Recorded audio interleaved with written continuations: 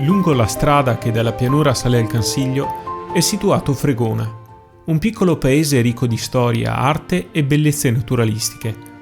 Qui sorge l'arcipretale intitolata all'Assunzione di Maria. Una scalinata monumentale ci invita ad entrarvi e a dedicare una parte del nostro tempo alla visita. L'intitolazione della chiesa a Maria ci racconta la sua antichità e la presenza del fonte battesimale ci conferma in passato il suo ruolo importantissimo di pieve. L'edificio viene nominato in un documento del 1474 in occasione della visita del Francesco Nicolò Trevisan.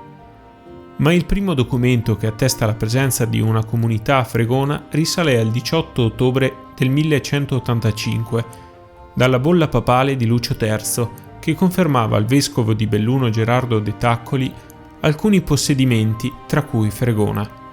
È molto probabile che già a questa data il paese avesse la sua pieve.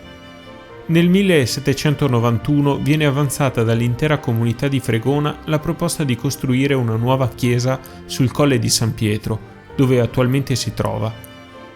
I lavori, iniziati nel 1797, vengono affidati ad Angelo Cordazzo de Martini. La facciata, monumentale ma dalle linee sobrie, è opera del famoso architetto di Feltre Giuseppe Segusini. L'interno, che è composto da un'unica navata, ci accoglie con la sua semplicità e opere appartenenti ad epoche diverse ci raccontano una devozione molto forte perpetratasi nel corso dei secoli. Il Cinquecento è rappresentato da Cesare e Orazio Vecellio, mentre l'opera di pregio Le anime del Purgatorio testimonia la presenza del famoso artista settecentesco Sebastiano Ricci. Nel presbiterio l'Ottocento si impone con due notevoli opere.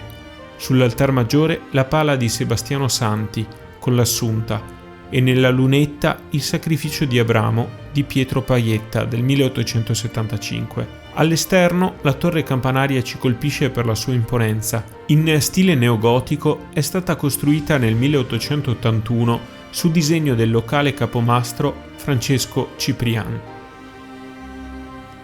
All'interno 300 scalini formano una scala a chiocciola che la rende unica nel territorio, mentre curiosi per la loro particolarità sono i doccioni, scolpiti nella locale Piera Dolza, fatti a forma di teste di drago e di leone, che ricordano le magiche e originali figure dei gargoyle francesi a Notre Dame.